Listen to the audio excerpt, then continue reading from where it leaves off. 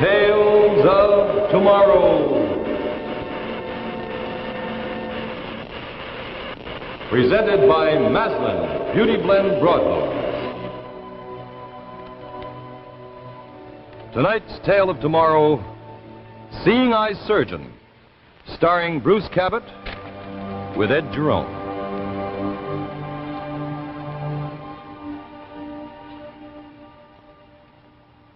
Good evening. You know what this is? Ball of beeswax. What about beeswax, you say? Well, a very interesting what about beeswax in an editorial in The Shuttle, this little magazine put out by and for the people that work in the Maslin mills.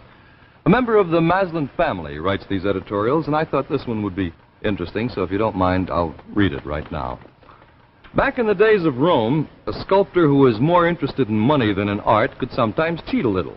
If his chisel slipped, if he cut more deeply into the marble than he meant to cut, he would fill the hole with beeswax mixed with marble dust. In time, the wax would crumble and the hole would show.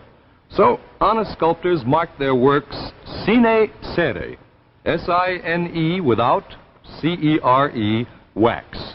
And that's where the word sincere comes from. It means without wax.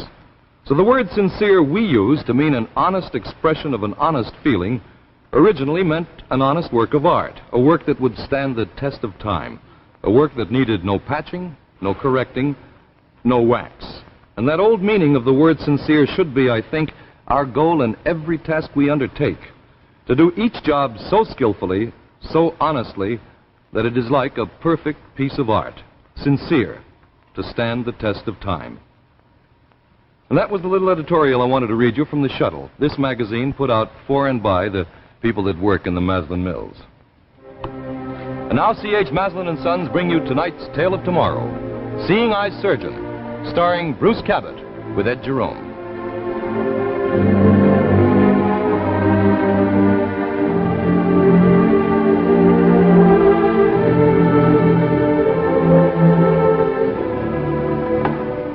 Well, I suppose you think you were being very ingenious.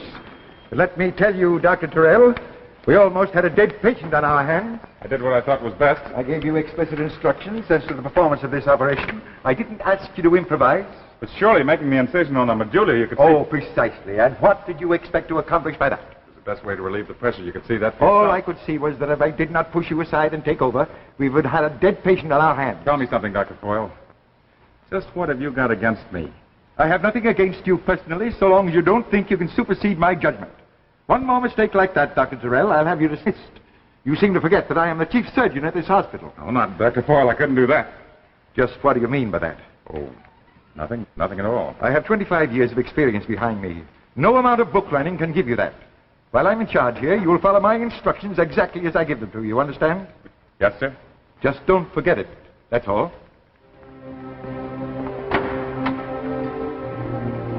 Same old story, huh? Uh-huh.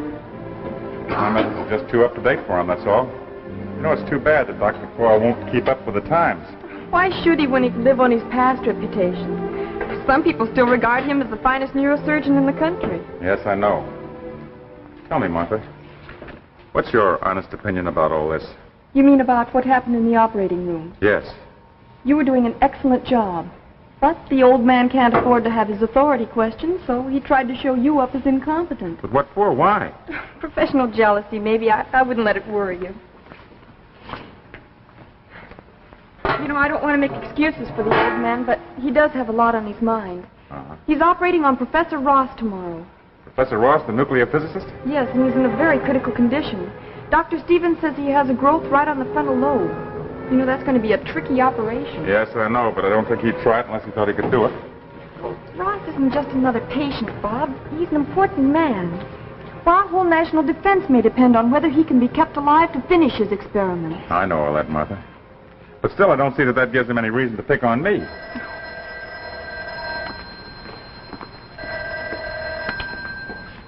Operating room, Miss Larson speaking. Yes, he is. All right, I'll tell him. Well, I guess that explains why the old man got so upset. That was his secretary. He's worried about you. Worried about me? What for? You're scheduled to assist him in the Ross case tomorrow, and he wants you to study the x-rays. Me? Now, why on earth would he pick me? Because, as much as he hates to admit it, there's no one else sufficiently competent. Well, I think the least he could have done was to tell me himself. Bob, now don't get upset. Don't jeopardize your career by fighting him. If Ross should die because of a clash of personalities in the operating room, your reputation as a neurosurgeon, along with Dr. Foyle's, would suffer irreparable damage. Yeah, honey, I guess you're right. Thanks for the pep talk. Well, here's Ross's files, including the x-rays. You better look them over. All right. Anybody wants me, I'll be in the office. Bob. Uh-huh. I'll be keeping my fingers crossed.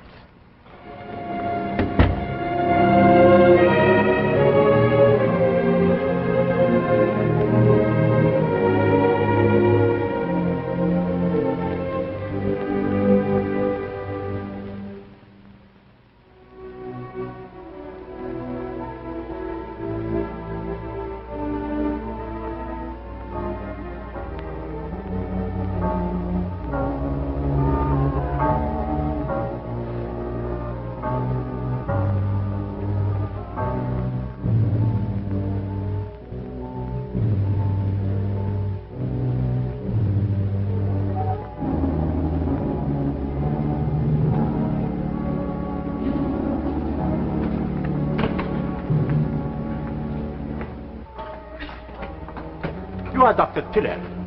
Yes, that's right. I am Dr. Zenon, a graduate of Rijsberg University in Europe. How do you do, Doctor? Would you sit down? Thank you. Now, what can I do for you? I have come to help you. To help me? Well, that's very nice of you, Doctor, but look, I don't want you to think I'm rude, but I'm pretty busy just now. This is about Professor Ross. What about him?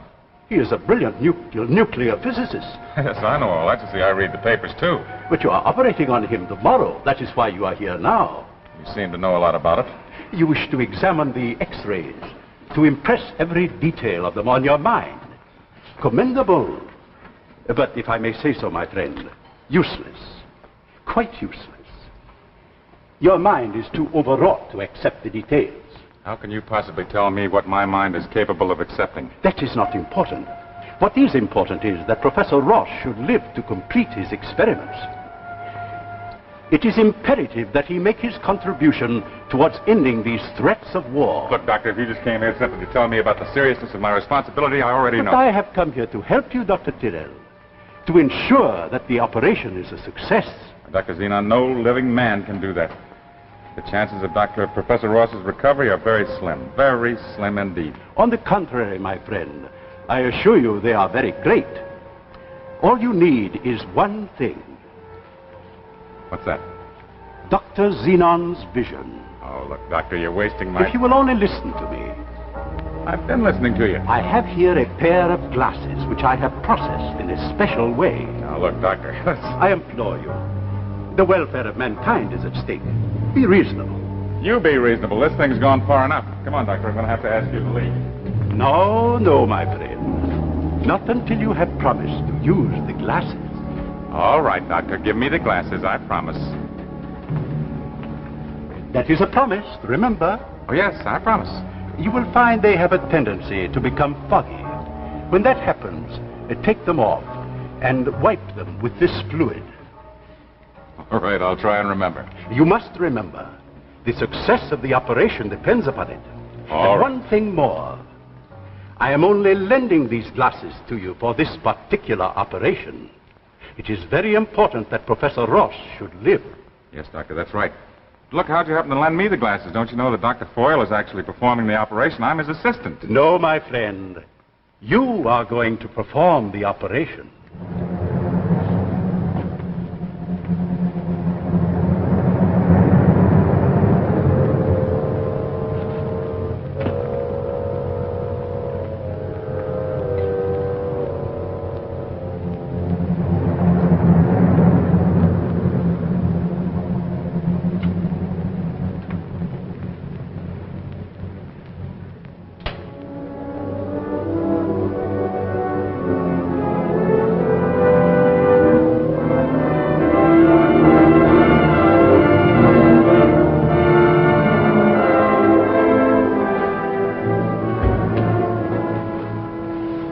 Bob. Hey, Bob. Oh, my... What time is it? It's 2:30. Oh, my, I must have dozed off. Here's Dr. Foyle's data on Professor Ross. Fine. Bob, What? Dr. Foyle has been suddenly taken ill. He has? When? A while ago. I just left his office. What about Professor Ross, that operation tomorrow morning? That's what I'm trying to tell you. Dr. Foyle has appointed you to perform the operation. Me? And Dr. Xenon was right.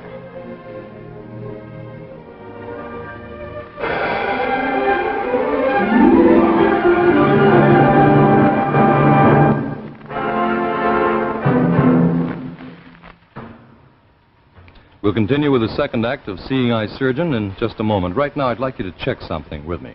Now, for the past year, I've been identified with the fine products of C.H. Maslin & Sons. You know, Alan Edwards, the rug man. And my friends have sort of been challenging me on the whole proposition of selling carpets by television. Well, I can always lean back on the old adage that seeing is believing.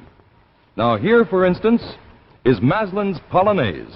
This lovely conventionalized rendering of the leaf pattern gives this new broadloom a happy affinity with either contemporary or 18th century furniture, a sure guarantee for any decorative theme. Now take a closer look. Polonaise is a real Wilton weave in high and low round wire pile, lending unusual texture and providing an element of pure luxury underfoot. Now, from a color aspect, well, that's no problem at all. All you've got to do is glance around your living room and decide what color carpet you would like to go with your present color scheme. The odds are that Maslin can match it. All Maslin carpets are made with a constant eye on the keynote in color, and of course, the quality and craftsmanship which is typical of all Maslin products. Just as a hint, Polonaise is notable in that it is available in eggshell white, a really important color in today's trend towards smart floor coverings. It's also available in corsage green, beaver, pilgrim gray, and salon beige. Polonaise is made in widths up to 15 feet and can be yours for only about $14.50 a square yard. Visit your Maslin dealer and let him introduce you to Polonaise, a carpet that's really new, really different, and really good. Remember, it's Polonaise by C.H. Maslin & Sons, makers of fine carpets since 1866. And now the second act of Seeing Eye Surgeon, starring Bruce Cabot with Ed Jerome. Now, Martha, let me get this straight. I'm going to be in complete charge of the operation. Is that right? Yes. It's just incredible. That's exactly what he predicted. Who? Dr. Xenon. He paid me a visit a little while ago. Listen, Martha. See if you can find any kind of a record on a Dr. Xenon. He's a graduate of Riceburg University. That's in Europe. Okay. But may I ask why? Well, no particular reason. No particular reason at all. Bob, what is it? You seem worried about something. Well, naturally, I'm worried. But why? Darling, this may be your chance to break away from the old man. Why, if this operation is a success, your reputation as a leading neurosurgeon will be established. Well, it isn't as simple as that, don't you see? Dr. Foyle isn't risking a thing. Come here a minute. Let me show you something. You see that? That growth is right on the frontal lobe. Mm-hmm. You know what the chances of success are in an operation like this? Not very good. Not very good. It's an understatement. They're about 1 in 1,000. Well, are you planning on a biopsy? I'm afraid I won't have time to make a microscopic study of the tissue. Well, then you won't know if the tumor's cancerous or not. You know something? I've got a hunch that Dr. Foyle is deliberately passing up this assignment. He knows it's inoperable, so he's throwing it right in my lap. Now, there's no use getting upset about it. He's getting upset with half the world praying for Professor Ross's recovery? Well, don't take it out on me. I'm only the bearer of bad news. I know, honey. I'm sorry. Listen, will you ask Dr. Stevens if he'll be good enough to assist me? Surely. Now, I'll need Dr. Way and Dr. Abbott in the operating room. You might see if you can get them in there in a half hour for a conference. Well, what time will you operate? 10 o'clock tomorrow morning is scheduled. Okay. And Bob, remember, I'm going to be right in there rooting for you.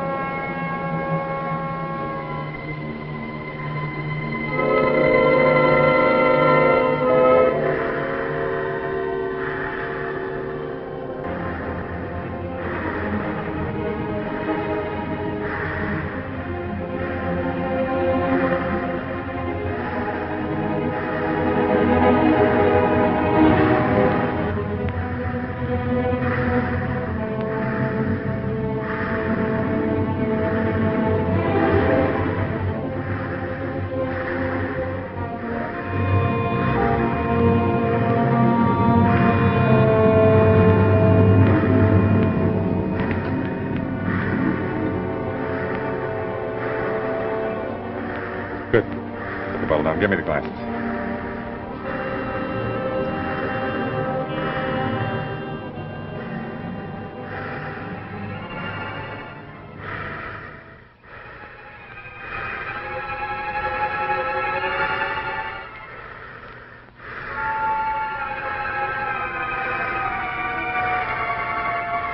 It's incredible. I can see the whole cellular structure.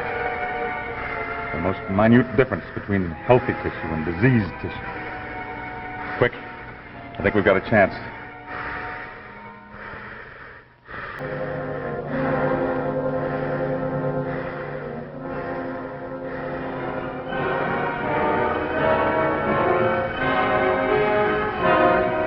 Ready for sutures, Dr. Stevens?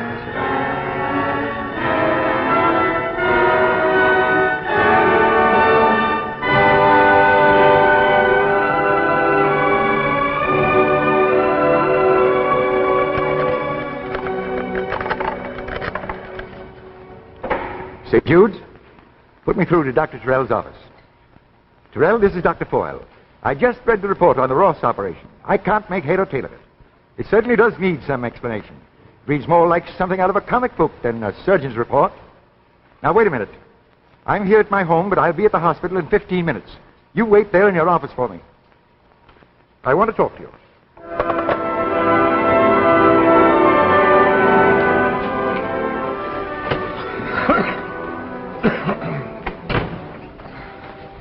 More mail? How's Professor Ross? Well, he's off the danger list. Everyone's saying it's a miracle. You're just about right. And by the way, did you find out anything about Dr. Zenon? No, and I've checked all the usual references, including the American Medical Association. Did you try the Library of Congress? Yes, and I'm to call them back after... Well, I could do it now. Will you? And use the phone outside. I want to talk to Dr. Foyle. Good afternoon, Dr. Foyle. Good afternoon. Let me know as soon as you find out anything. Sure. Won't you sit down, Doctor? Hill, I'm not here to argue the medical aspects of the case. I don't agree with your methods of procedure, but I hadn't expected to do that. But when I read in the report some drivel about miraculous glasses, I felt my duty to have a thorough examination. Dr. Foyle, I can't say that I blame you, but believe me, it's not important. The resident doctor didn't agree with you. Neither did your assistants. What is this all about, Terrell? Oh, it's nothing. With the whole hospital blathering about it? Don't be absurd. This report says that you stopped the operation while the patient was on the verge of shock in order to get a pair of glasses from your office. Don't you realize that that delay might have caused the patient's death? Yes, sir, but we saved the patient's life. The operation was a success. That's the important thing. Only by some miracle. And it had something to do with glasses. Doctor, you're way off base. Am I? I don't think so. Otherwise, you wouldn't be so upset. But, Doctor, once and for all, will you forget those glasses? Oh, so then you admit there were glasses. Well, if they're not important, you won't mind telling me where you got them. All right, Dr. Foyle, I'll tell you, but you won't believe me. I got them from a man named Dr. Zenon. He loaned them to me. Doctor who? Dr. Zenon. He's a graduate of Riceburg University in Europe. Oh, don't give me that, Doctor. I happen to know that legend, too. What are you talking about? You mean you haven't heard it? No, I don't know anything about a legend. No, I guess maybe you wouldn't. You never studied in Europe. Whoever gave you those glasses must have known that. Doctor, I can just tell you that I used them. I don't know where they are just now. I gave them to Miss Larson right after the operation. I was so upset I couldn't even think. Miss Larson, will you come in here? The glasses Dr. Terrell used during the Ross operation, where are they? Well, I put them in here right after the operation. By the way, Bob, I tried the Library of Congress, and I can't find any record of Dr. Zenon. No? There doesn't seem to be such a person. Of course not. He's the product of Dr. Terrell's fevered imagination. Here they are. And here's the cleaning fluid. There you are, Dr. Foyle. What are you talking about? Why, these glasses have no lenses. I don't understand. When I put them away, the lenses were there. See, that is strange. That's very strange. Maybe it was solution in this bottle.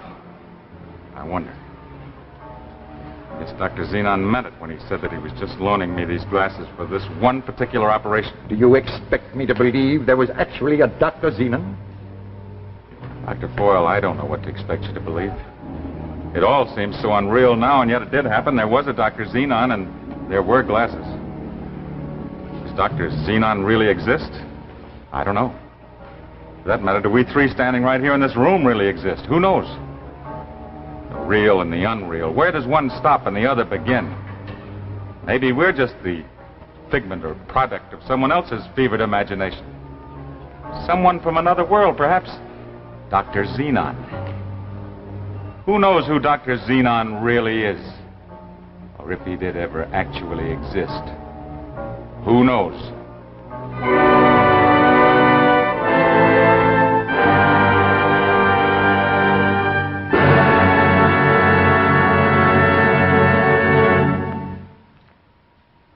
And so we end tonight's Tale of Tomorrow. Now, don't go away. You'll be sorry because I've got something for you. Now, a few minutes back, I was telling you about this beautiful new Maslin carpet, Polonaise. Well, Polonaise, of course, like all Maslin Beauty Blend broadlooms, has this color guide label to help you in home decoration. Now, look back at me again. Look at this. Maslin has taken all the color guide labels and put them together into this convenient color guide folder, and it contains 45 different color schemes. On the back, a lot of helpful hints about home decorating and about carpet care. Now, you want one? Well, you can get yours absolutely free from your local Maslin dealer who is currently featuring Polonaise. As a matter of fact, we're going to go to your hometown right now so the man can tell you where to get your helpful color guide folder absolutely free. Here he is.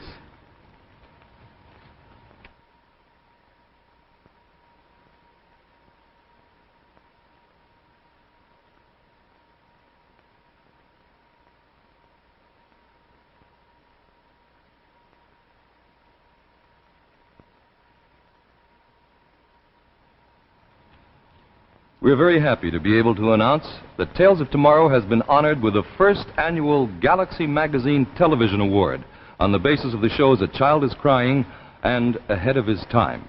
Since Galaxy is one of our leading science fiction magazines, we're especially proud that it should have singled out our show for this very great honor. Next week, Tales of Tomorrow will present Jackie Cooper and Edith Fellows in The Cocoon, a story of suspense and terror which we guarantee will provide you with 30 minutes of tension and shock. We feel that The Cocoon will rank high as one of the most unusual stories ever presented on television. This gripping Tale of Tomorrow will be brought to you next week by Chrysler, the name that makes news in watch bands. Next week, Tales of Tomorrow will be presented by Chrysler Watch Bands. And here's Chrysler's new Golden Comet watch band for men. It makes your watch look better than new and dresses up your appearance, too. And ladies, you can transform your old watch into an expensive-looking bracelet watch with Chrysler's new expansion bracelet, Golden Fantasy. So look for Chrysler at your jeweler. It's the name that makes news in watch bands.